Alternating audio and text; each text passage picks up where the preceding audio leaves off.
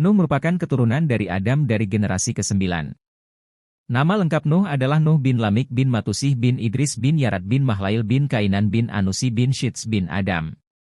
Nuh lahir sekitar 1000 tahun setelah wafatnya Adam dan hidup hingga hampir mencapai 1 milenium. Umur Nuh diketahui dari surah Al-Ankabut ayat 14. Sementara jarak umur antara Adam dan Nuh disebutkan dalam hadis yang diriwayatkan oleh Bukhari dan Ibnu Hibban dari Abu Umamah Al-Bahili dan Abdullah bin Abbas. Dalam Islam, Nabi Nuh adalah seorang tokoh dalam Al-Quran yang merupakan seorang nabi yang ketiga sekaligus rasul yang pertama serta merangkap dengan kedudukan sebagai ulul azmi yang pertama pada Islam. Sebanyak 43 ayat dari 28 surah di dalam Al-Quran membahas tentang Nuh. Dakwah Nuh ditujukan kepada Bani Rasid. Nuh diutus oleh Allah untuk mengajarkan tauhid. Ia berdakwah selama 3 generasi dan hanya memperoleh 70 orang pengikut dengan tambahan 8 anggota keluarganya. Dikarenakan Nuh gagal mengajak kaumnya untuk menyembah Allah, Allah pun menimpakan banjir bandang untuk menghabisi seluruh manusia di muka bumi. Kisah banjir bandang disebutkan dalam beberapa ayat di surah Nuh dan surah Hud. Nuh merupakan salah satu manusia yang diberikan wahyu oleh Allah dan dipilih olehnya sebagai rasul. Informasi kerasulan Nuh diperoleh dari surah An-Nisa, ayat 163. Kerasulan Nuh juga diketahui dari surah Ali Imran ayat 33 dan 34. Nuh merupakan rasul pertama karena ia yang pertama kali diperintah oleh Allah untuk berdakwah kepada suatu kaum.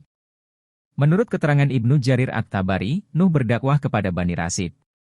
Terdapat beberapa pendapat ulama mengenai usia Nuh ketika menjadi rasul, antara lain pada usia 50, 350 atau 480 tahun. Nuh memulai dakwahnya secara sembunyi-sembunyi. Setelahnya ia berdakwah secara terang-terangan dengan memberikan motivasi dan peringatan kepada kaumnya. Sejak Nuh memulai dakwahnya, kaumnya menganggap dirinya sebagai orang yang sesat. Kaum Nuh pada masanya ada yang meyakini politeisme dan ada pula yang mengadakan perbuatan syirik. Nuh berdakwah kepada kaumnya selama 950 tahun. Jumlah pengikutnya tidak lebih dari 80 orang setelah Nuh tidak lagi meyakinkan kaumnya untuk beriman kepada Allah, perintah pembuatan kapal diberikan kepada Nuh. Perintah pembuatan kapal dari Allah kepada Nuh disebutkan dalam surah Hud ayat 37.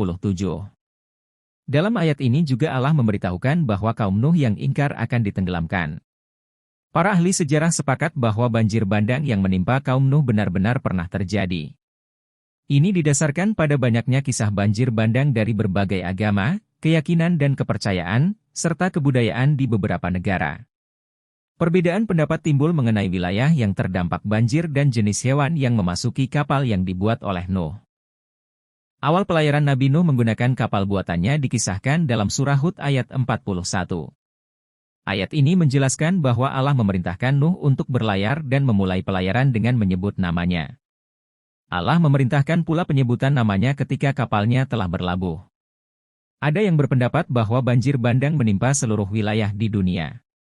Dalilnya pada surah Hud ayat 42 dan 43.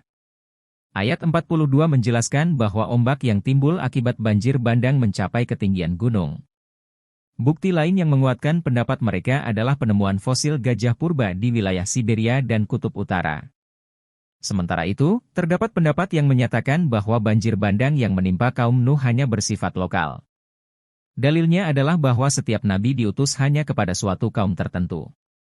Pendapat ini didasarkan kepada ayat-ayat Al-Quran yaitu surah Ar-Ra'd ayat 7, surah An-Nahl ayat 36, 84 dan 89, surah Al-Mu'minun ayat 44, surah An-Nisa ayat 41 dan surah Yusuf ayat 47. Pendapat ini dikuatkan oleh adanya kisah para nabi yang hidup pada zaman yang sama dengan nabi lainnya dengan kaum yang hidup di lokasi yang berjauhan. Para nabi yang hidup pada zaman yang sama antara lain Ibrahim dan Lut, Yakub dan Yusuf, Musa, Harun dan Syuaib serta Zakaria dan Yahya. Keterangan lain yang dijadikan sebagai landasan pendapat ini adalah jumlah nabi dan rasul yang sangat banyak yaitu 124.000 nabi dan 313 rasul. Keterangan ini diperoleh dari hadis yang diriwayat oleh Imam Bukhari. Setelah banjir bandang berakhir, Nuh dan para pengikutnya keluar dari kapal dan melanjutkan kehidupannya. Para pengikut Nuh tidak memiliki keturunan karena semuanya meninggal akibat wabah. Hanya keluarga Nuh yang memiliki keturunan. Keterangan bahwa hanya keturunan Nuh yang meneruskan generasi umat manusia dijelaskan dalam surah As-Saffat ayat 77. Ibnu Katsir meriwayatkan bahwa anak Nuh yang melanjutkan keturunan manusia ada 3 yaitu Sem, Ham dan Yafits.